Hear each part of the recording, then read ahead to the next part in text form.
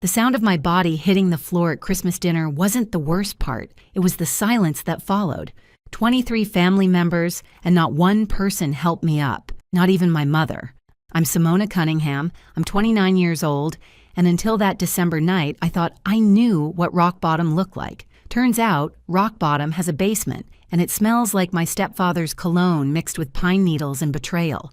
Before I continue, please hit that like button and drop a comment, letting me know where you're watching from and what time it is there. Thank you. Now, let me take you back to Christmas Eve at the Cunningham Morrison annual gathering.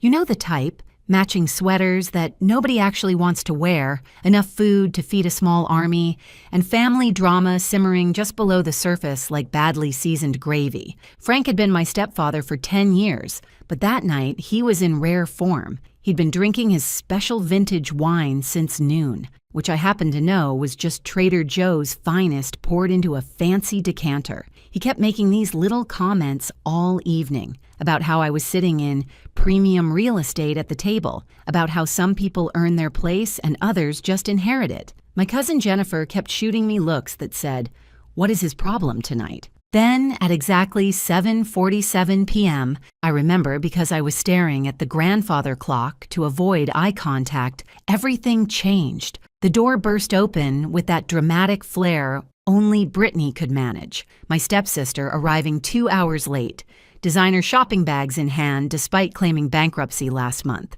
Frank's whole face lit up like she was the second coming. What happened next still plays in slow motion in my mind. Frank stood up, walked over to where I was sitting, the same seat I'd occupied for 29 years, the seat my late father used to call Simona's throne, and announced to everyone that his real daughter needed a proper place at the table. When I didn't move fast enough, he grabbed my chair while I was still in it and yanked. I tried to stand, got tangled in the tablecloth, and went down hard. My hip hit the hardwood floor, my dress ripped, and the cranberry sauce went flying. But the worst part? The silence. 23 people, including my own mother, just sat there like they were watching a dinner theater performance. My grandmother made this tiny gasp, the kind she usually reserves for when someone uses the wrong fork. Uncle Ted, bless his tacky heart, had his phone out and was recording everything, probably thinking it would be funny for his Facebook page. My mother's face had that frozen expression she'd perfected over the years, the one that said she saw nothing, heard nothing, and would say nothing.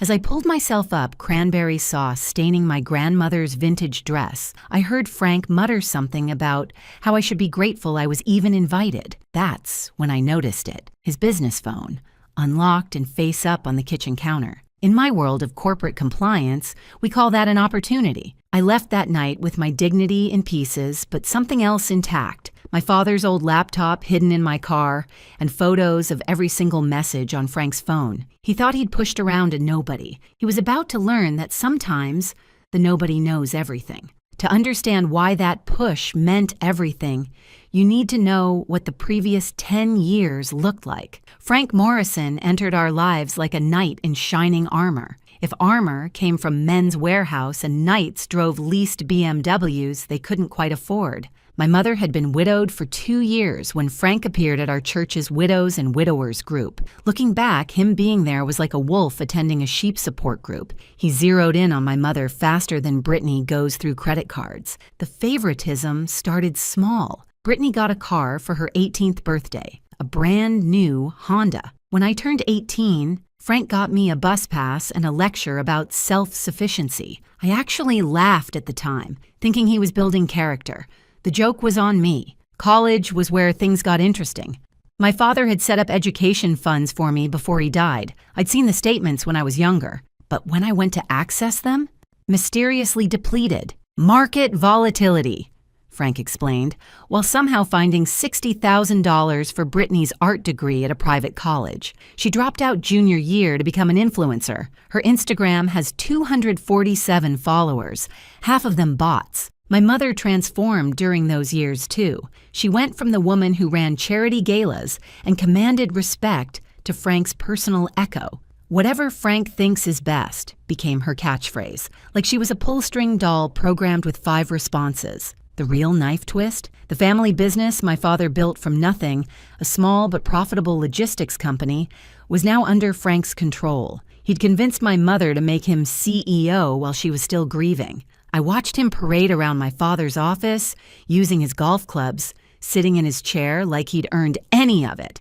But here's what Frank didn't know. I'd been watching more than he realized. 3 years into their marriage, I'd found discrepancies in the company books during a family dinner where he'd left his laptop open. 5 years in, I noticed property transfers that didn't make sense. 7 years in, I started keeping copies of everything. Thanksgiving last year, my grandmother pulled me aside in the kitchen. She pressed something into my hand, a USB drive. "Your father's old laptop," she whispered. "The one from the garage? Don't let Frank know you have it. There are things on there, things he should have told you before he died." Then she went back to basting the turkey like she hadn't just handed me a potential bomb. Frank got bolder as Brittany failed at job after job. First, she was going to be a fashion designer, then a party planner, then a life coach, which was rich, considering she couldn't manage her own life. Each failure cost thousands. And guess where that money came from? The company my father built. The pattern was so clear you could set your watch by it.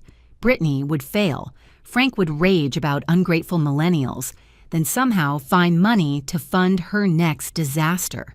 Meanwhile, I was working 60-hour weeks in corporate compliance, taking night classes for my CPA, and still hearing about how Brittany was the future of the family. Christmas night, I sat in my apartment with ice on my hip and fire in my heart. The champagne I'd brought for the family toast sat unopened on my counter. Turns out humiliation pairs better with coffee and rage. I pulled out my father's old laptop, the one I'd hidden in my closet for a year, too scared to open it, too scared of what I might or might not find. The USB drive my grandmother had given me felt heavy in my hand. Tonight felt like the right time to finally look. The password was my birthday. My father was brilliant but terrible with passwords.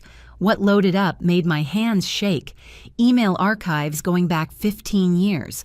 Folders labeled insurance, will for Simona, and one that made my stomach drop, if something happens. The first discovery hit like ice water. My father's will, the real one, had specific protections I'd never seen. The family business was supposed to be held in trust until I turned 30, with mandatory distributions starting at 25. The house was never supposed to be put in Frank's name.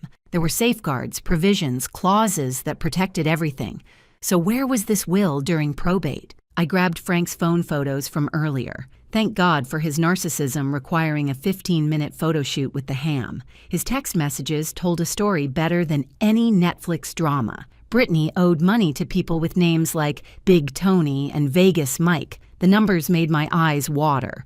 $200,000, maybe more. Frank had been juggling creditors like a circus act. Then I found the mother lode. Messages between Frank and someone named Carl about restructuring the company assets, moving inventory offshore, setting up shell companies, using the family business as collateral for loans that were funding Brittany's lifestyle. In my line of work, we have a word for this: fraud. My phone buzzed.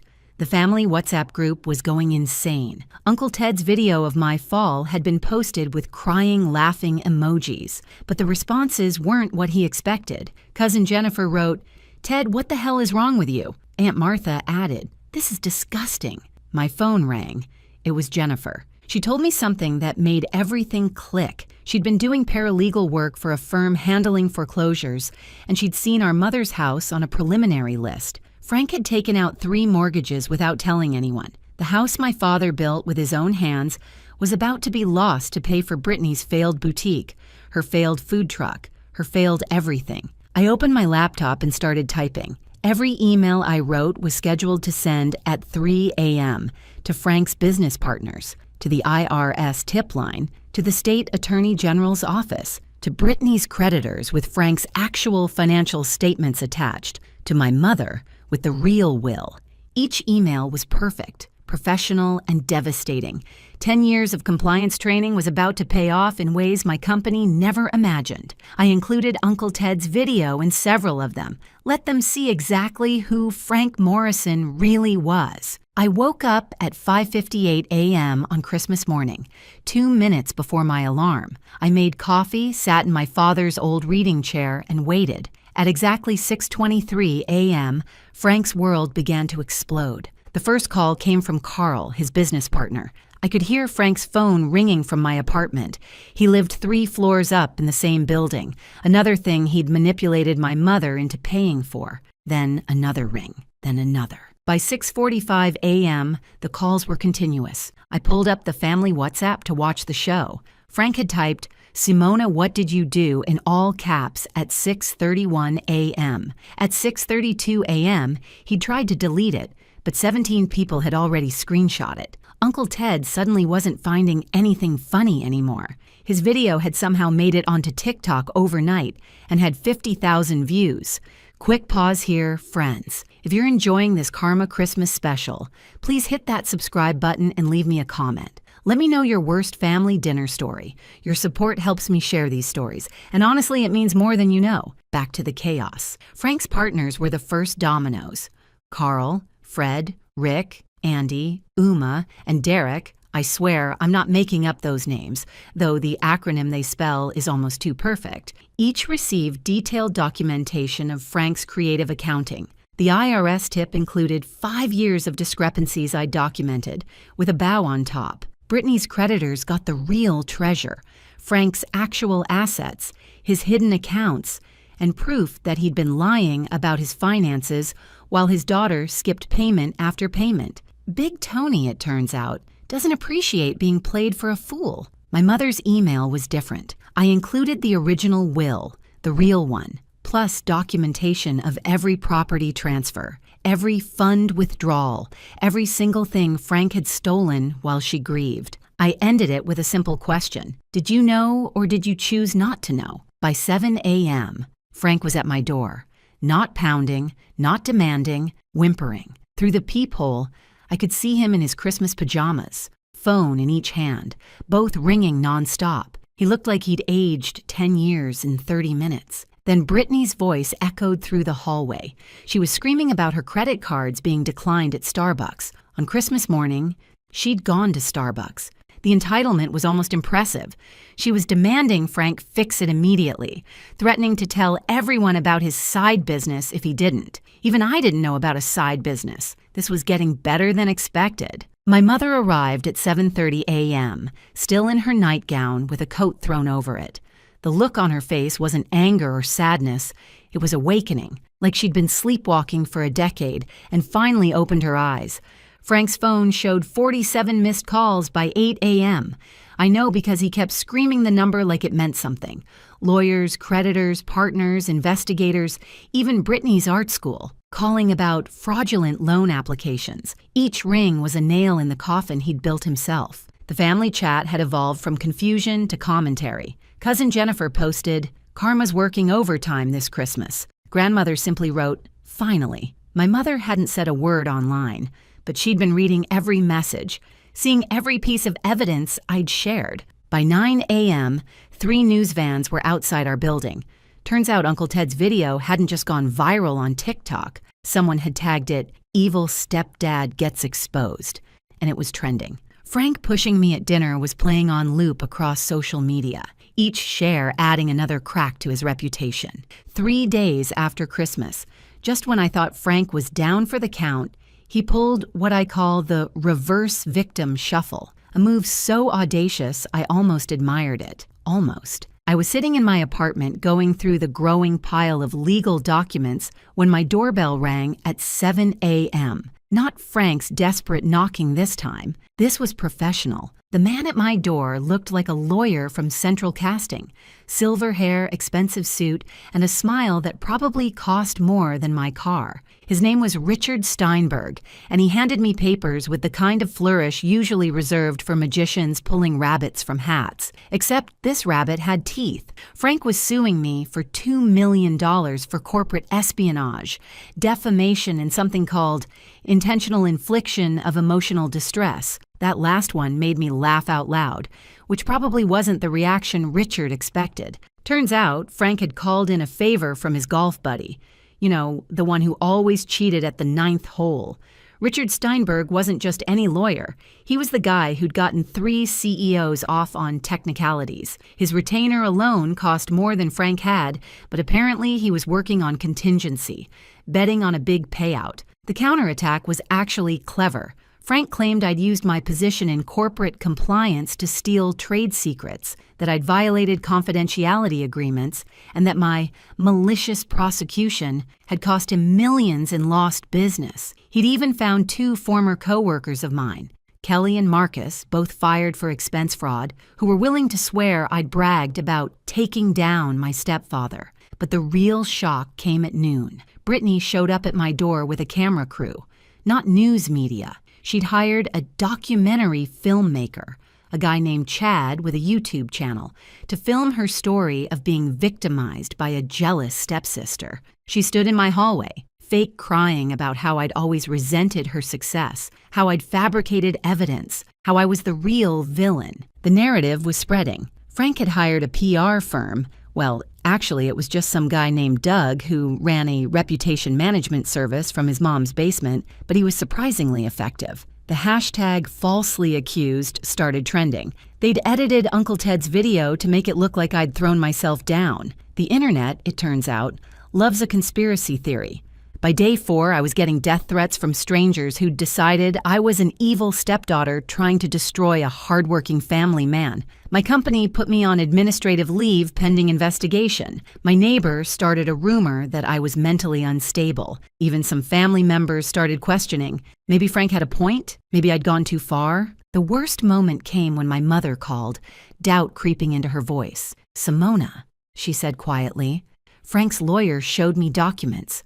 They look real. Did you plant evidence?" The fact that she could even ask that question after everything felt like being pushed all over again. Frank went on local morning television, the kind of show that usually covers lost dogs and bake sales. He wore his best suit and what I call his wounded deer expression. He talked about raising me like his own daughter, about the pain of being betrayed, about just wanting our family back together. The host, who'd clearly never fact-checked anything in her life, nodded sympathetically. Meanwhile, Richard Steinberg was good, really good. He'd found a technicality in how I'd accessed Frank's phone. Apparently, looking at an unlocked phone could be considered unauthorized access to electronic devices. He'd turned my documentation into evidence of an obsessive vendetta. He'd even suggested I'd manipulated my elderly grandmother into participating in my scheme. The hearing was set for December 30th. The judge, Harold Feinstein, was known for favoring dramatic reversals. Frank's team had momentum, media sympathy, and a narrative that was starting to stick. That night, I sat with my father's laptop, wondering if I'd played my cards too early, if Frank was about to flip the entire table. December 29th, the day before the hearing, everything changed again. But this time, Frank's carefully constructed counter-narrative collapsed like a house of cards in a hurricane. It started with Doug, the reputation management expert. Turns out, running a PR campaign from your mom's basement has limitations. Specifically, your mom. Doug's mother, Barbara, recognized Frank from her book club. Not her current book club, the one from 15 years ago in Phoenix, where Frank had gone by the name Francis Morrison Walsh and had scammed 6 widows out of their savings before disappearing. Barbara didn't just call the police. She called her entire network of book clubs across 3 states. By noon, 14 different women had come forward with stories about Frank. Different names, same scam. The wounded family man persona evaporated faster than Brittany's modeling career. Then Kelly and Marcus, my former co-workers who'd agreed to testify against me, had a sudden attack of conscience, prompted by the FBI showing up at their doors. Turns out, lying in a federal investigation is still illegal, even if a fancy lawyer asks you to do it. They flipped faster than pancakes at IHOP, admitting Frank had paid them each $5,000 to lie. But the real bombshell came from an unexpected source. Richard Steinberg's paralegal, a quiet woman named Dorothy who'd been taking notes in every meeting. She'd been recording everything.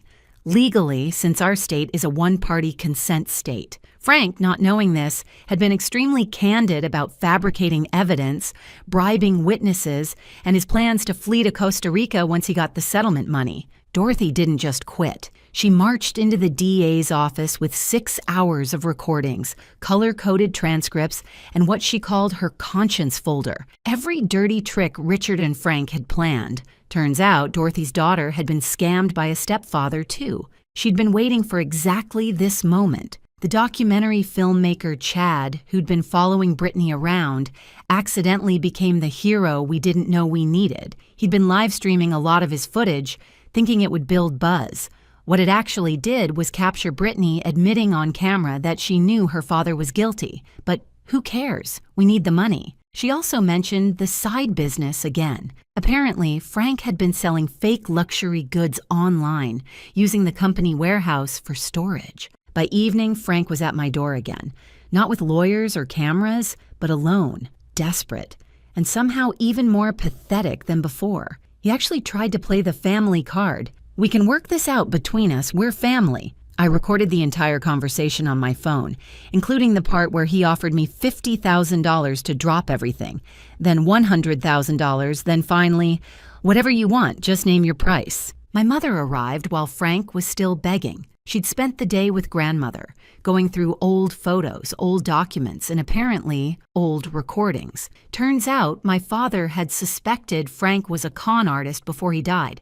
He'd hired a private investigator, gathered evidence, but the cancer took him before he could act. Mother had found it all in a safety deposit box she'd forgotten about. Grief does strange things to memory. The look on Frank's face when Mother played the recording of him bragging to someone about landing the grieving widow jackpot was almost worth everything. Almost. That night, after Frank had slinked away and Mother had gone home to process everything, I sat alone with my father's laptop. There was one folder I'd been avoiding, labeled simply, "For my daughter, open when ready." I finally felt ready. The first file was a video. My father, thin from chemo but eyes still bright, sitting in his study. The timestamp showed it was taken 3 weeks before he died. His voice was weaker than I remembered, but his words were steel. "Simona, if you're watching this, it means Frank Morrison has shown his true colors. I'm sorry I couldn't protect you myself, but I've left you the tools to protect yourself." He held up a folder. Everything in here is backed up in 3 places: the laptop, a safety deposit box at First National, and with my attorney, Mitchell Reeves, in Denver. What followed was 20 minutes of my father methodically laying out Frank's history. His real name was Franklin Morris Worthington. He'd been running the same con for 20 years across 7 states. My father had tracked down 11 victims, recorded their stories, gathered police reports. Frank wasn't just a con man. He was a serial predator who specialized in widows with children. But then my father revealed something that made me gasp. I didn't confront him because I needed him to think he'd won. "You see, sweetheart, the FBI has been watching Frank for 5 years. Agent Sarah Chen approached me 6 months ago. We've been building a federal case." The video continued with my father explaining the trap he'd set. The will Frank thought he destroyed? That was fake. The real one was filed in Denver, ironclad and unbreakable. The business accounts Frank had access to. Honeypots with trackers on every transaction. Even the house. It was in an irrevocable trust that would activate on my 30th birthday or upon evidence of Frank's fraud, whichever came first. "I knew I wouldn't be there to activate it," my father said, tears in his eyes, "but I knew my daughter would be strong enough to finish what I started." The next file was labeled Sarah Chen, FBI contact. I dialed the number with shaking hands. She answered on the second ring, like she'd been waiting for years. "Miss Cunningham? I was wondering when you'd call. Your father said you'd know when the time was right." What followed was a conversation that changed everything. Frank's secretary, the one he'd been having an affair with, she was Agent Chen, undercover for 3 years. She hadn't been having an affair. She'd been documenting everything. The side business selling fake goods? It connected to an international fraud ring the FBI had been tracking for a decade. "We were waiting for Frank to make his big move," Agent Chen explained. "The lawsuit against you, that's it. He's now committed federal wire fraud, witness tampering, and about 15 other felonies. We're moving in tomorrow morning." But my father had left one more surprise. A folder labeled "The Network" contained contact information for all of Frank's previous victims. Over the past week, while I'd been fighting Frank's PR campaign, they'd been organizing. Barbara from the book club had connected them all. They'd formed a victims support group, hired a collective attorney, and were preparing a massive civil suit. The final video file was short, recorded the day before my father entered hospice. He was in my childhood room, sitting on my bed, holding the teddy bear he'd given me when I was 5. "Simona," he said, "I need you to know 3 things. First, I'm proud of who you've become. Second, your mother will need time to heal, but she'll come back to herself.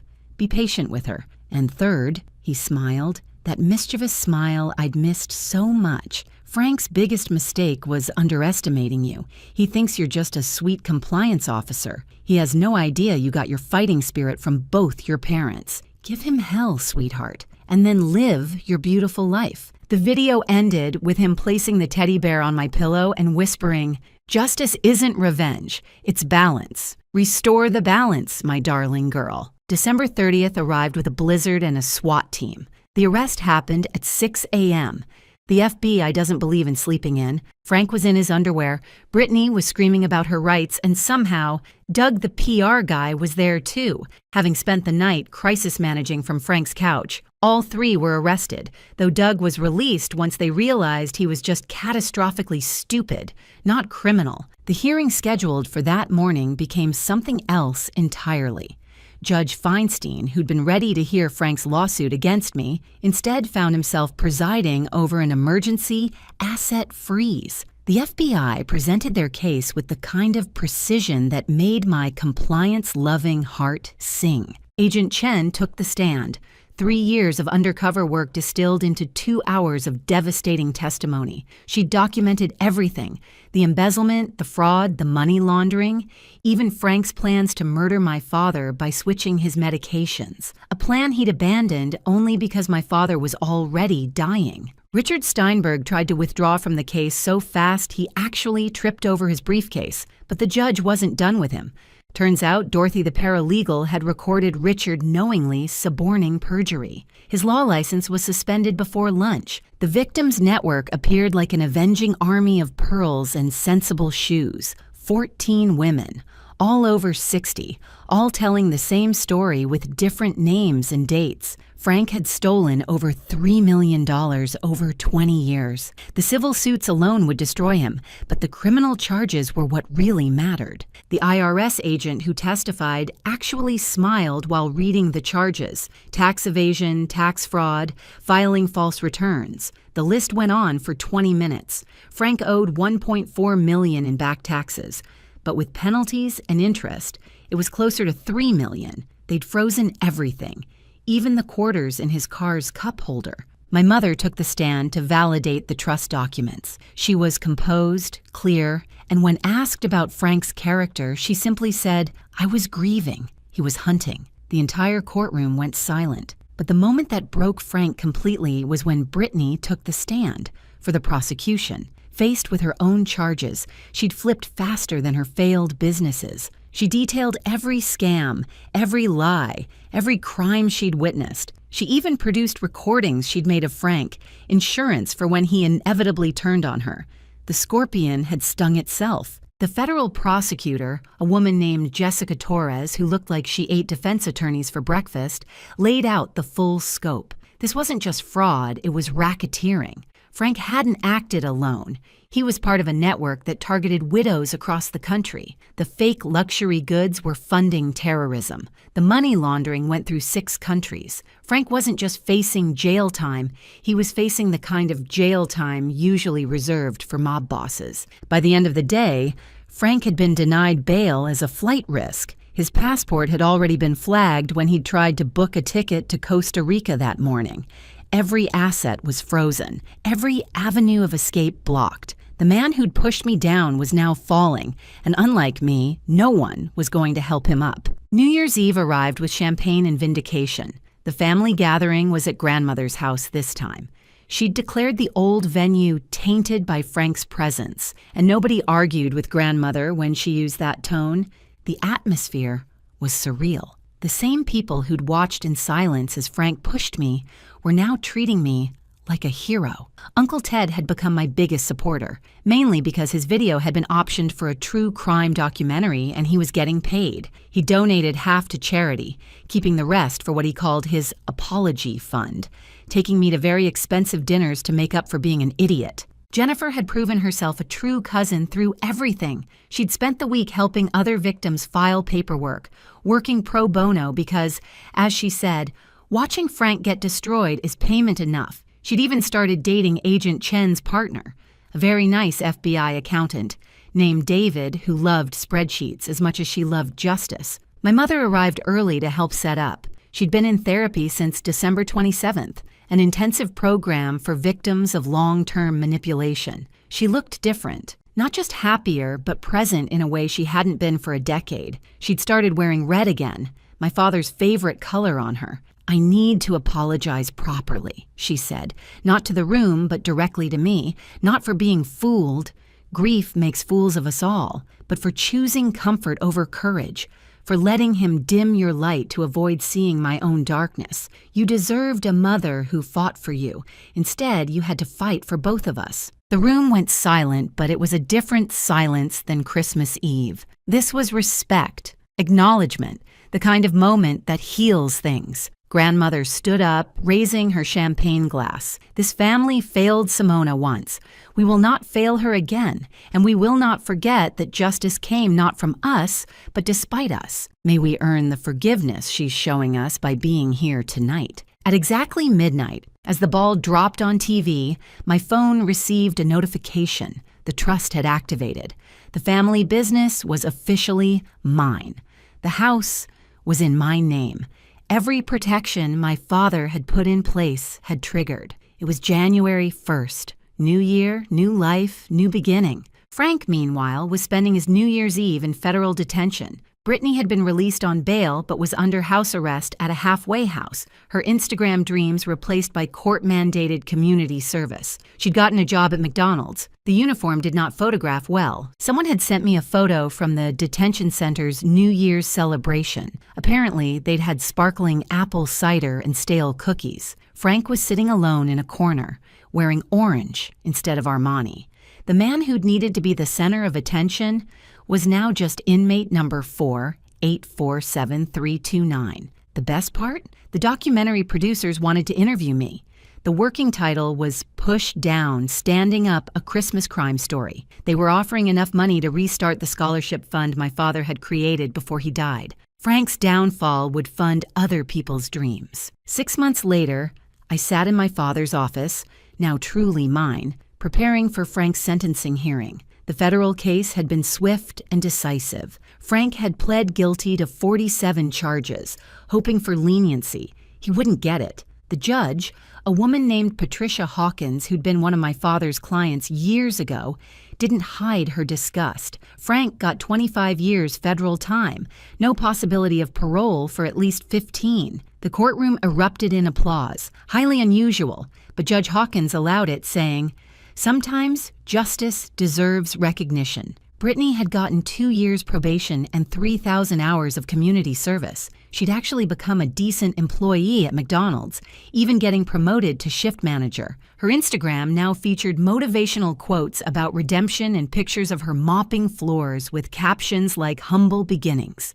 character development at last. The family business had not just recovered, but thrived. The employees, freed from Frank's toxic management, had increased productivity by 40%. We'd won back contracts Frank had lost, gained new ones from the publicity, and I'd instituted profit sharing that made everyone invested in our success. My mother had sold the tainted family home and bought a smaller place near the beach. She'd started dating my father's old friend, Mitchell, the lawyer from Denver who'd kept the real will safe. He was nothing like Frank.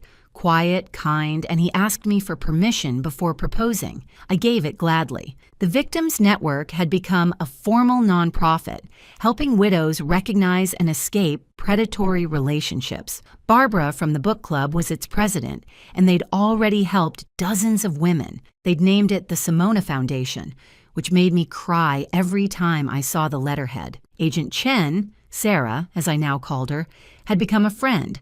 The Frank case had earned her a promotion and a teaching position at Quantico. She used his case as a textbook example of how greed and narcissism create their own downfall. Frank had become literally a cautionary tale. The documentary had aired to huge ratings. Uncle Ted had become a minor celebrity, giving talks about bystander intervention and the importance of helping family members in need. He donated all his speaking fees to domestic violence shelters and bought me a car with his video royalties, a beautiful blue Tesla with a license plate that read, "Pushed Back." But the best moment came when I visited Frank in prison, not for closure or forgiveness, but to deliver something. I handed him a single photograph, the Christmas dinner table, fully set, my seat prominently displayed, with its bronze plaque reading, "Simona's Throne." That seat, I told him, was never about hierarchy. It was about family recognizing family. You'll never understand that because you've never been family.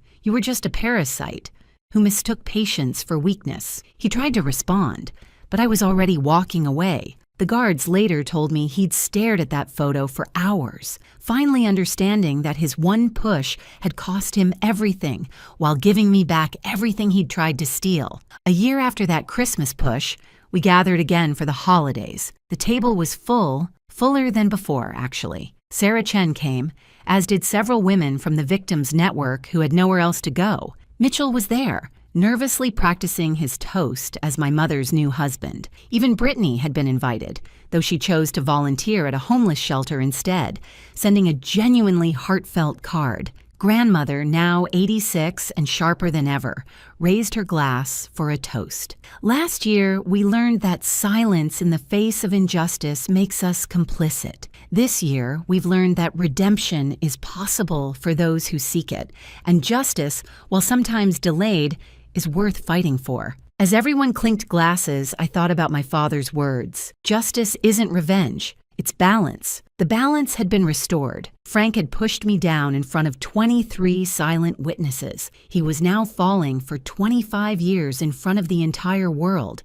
And this time, nobody was silent about what he deserved. They say you should be careful who you push down. They might know how to get back up. But Frank learned a harder lesson. Be careful who you push down at Christmas dinner. They might have a dead father who planned for this exact moment, an FBI agent for a pretend mistress, and a grandmother who's been documenting your crimes while pretending to be confused about her iPhone.